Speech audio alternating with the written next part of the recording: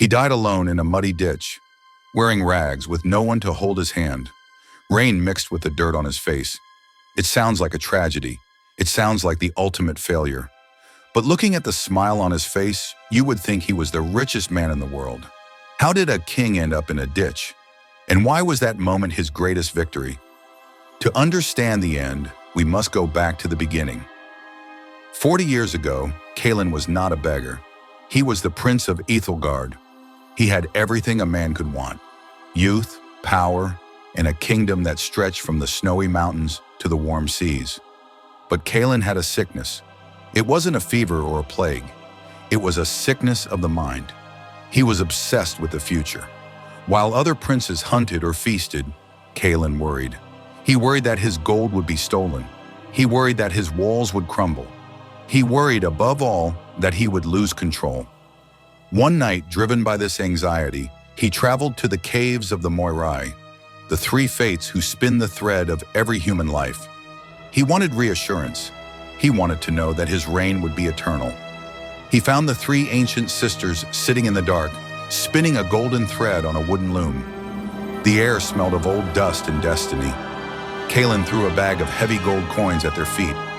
"Tell me," he demanded, "tell me how I keep my power forever." The eldest sister didn't even look at the gold. She looked at Kaelen with eyes that had seen empires rise and fall 1,000 times. She spoke, and her voice sounded like dry leaves scraping on stone. "You cannot keep it, Prince," she said. "The thread is already spun. You will rise high, yes, but you will lose your crown. You will lose your walls. You will lose your name. You will die with nothing, under the open sky, forgotten by history." Kaelen froze. The prophecy hit him like a physical blow. "No," he whispered. Then he shouted, drawing his sword. "You lie! I am the king! I decide my fate! I will build walls so high that destiny cannot climb them!" He ran from the cave, his heart pounding with a mixture of terror and rage. He made a vow that night. He would declare war on fate itself. He returned to his capital and began the great construction. He tripled the height of the city walls. He created a secret police force to spy on his own citizens. He stopped trading with neighboring kingdoms because he feared they would bring disease or spies. He took all the gold in the city and locked it in a vault beneath his bedroom, sleeping on top of the trapdoor. He thought he was building a fortress. He didn't realize he was building a prison. Years passed. The prophecy became a ghost that haunted his every waking moment. Every time a servant dropped a plate, Kaelen thought it was an assassin. Every time the wind howled, he thought it was the sound of his kingdom crumbling. He was the most powerful man in the world, yet he was the most enslaved. He was a slave to a future that hadn't happened yet. He woke up every morning not to live, but to prevent losing. And the irony of the universe is cruel. By trying so hard to protect his kingdom, he began to destroy it. The people grew tired of his paranoia. The taxes to pay for the giant walls starved the farmers. The allies he pushed away became enemies. Kaelen looked at his map one evening, his hands shaking. He saw armies gathering on his borders, armies that he had provoked with his fear. "Let them come," he muttered, eyes wide with madness. "My walls are eternal. My thread will never be cut." But fate does not use armies to break down walls. Fate uses the cracks that are already there. And the biggest crack was not in the stone. It was in Kaelen's own mind. The invasion did not begin with a roar. It began with a whisper. A guard, tired of not being paid, opened a side gate. A general, tired of the king's madness, lowered a bridge. The walls Kaelen had built to keep the world out now kept him trapped in. When the enemy soldiers flooded the streets, they didn't need to fight hard.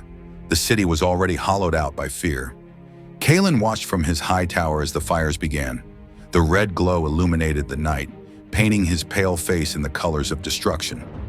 "Impossible," he stammered.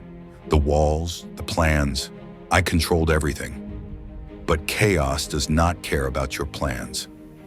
The doors to the throne room burst open, not by enemies but by his own servants, fleeing for their lives. They ignored him. The king who could once command death with a wave of his hand was now invisible to them. Kaelen ran. He didn't run to fight. He ran to his vault. He threw open the heavy iron doors. The gold glittered in the torchlight. mountains of it, enough to buy an army, enough to buy a new life. He grabbed handfuls of coins, stuffing them into his pockets, into his tunic. He tried to lift a heavy chest, but it was too heavy. He screamed in frustration, tears streaming down his face. The gold was heavy, cold, and useless. He couldn't eat it. He couldn't throw it at the fire to stop it. He heard boots marching in the hallway. The enemy was close. Kaelen looked at the gold one last time, then turned and ran. He fled not through the golden gates, but through the sewers. The king of Ethelgard, the architect of the great walls, crawled on his hands and knees through the filth of his own city. He emerged into the cool night air, miles away in the dense forest. He collapsed on the moss, gasping for breath. He looked back. His city was a torch. The flames licked the sky, consuming his palace, his throne, his legacy. He waited for the grief to kill him.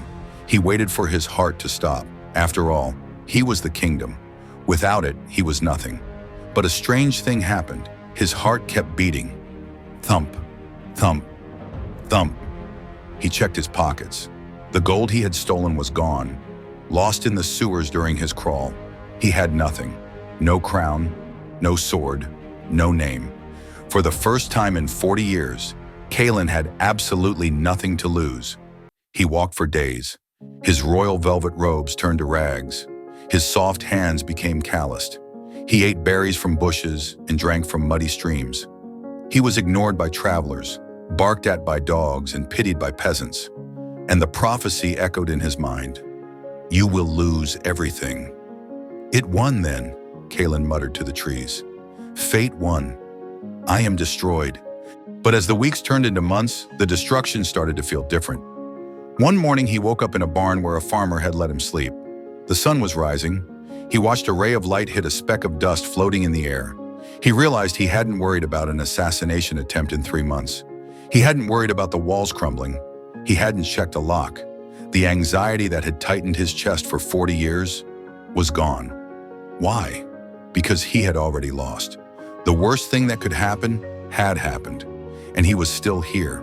He spent the last years of his life not as a ruler, but as a laborer. He chopped wood. He carried water. He learned the names of the birds. For the first time, he saw the world not as something to own, but as something to inhabit. One day a carriage passed him on the high road. Inside sat the new governor of the province. Kaelen saw the man's face through the velvet curtains. The governor was frowning, reading a scroll, looking worried, biting his nails. Kaelen recognized that look. It was the look of a man trying to hold onto water. Kaelen stood by the roadside, covered in dust, and burst out laughing. The guards yelled at him, but he couldn't stop. He realized he was looking at a prisoner, while he, the beggar, was free. But time, the one enemy no wall can stop, eventually caught up with him. It was a storm, much like the one on the night he was born.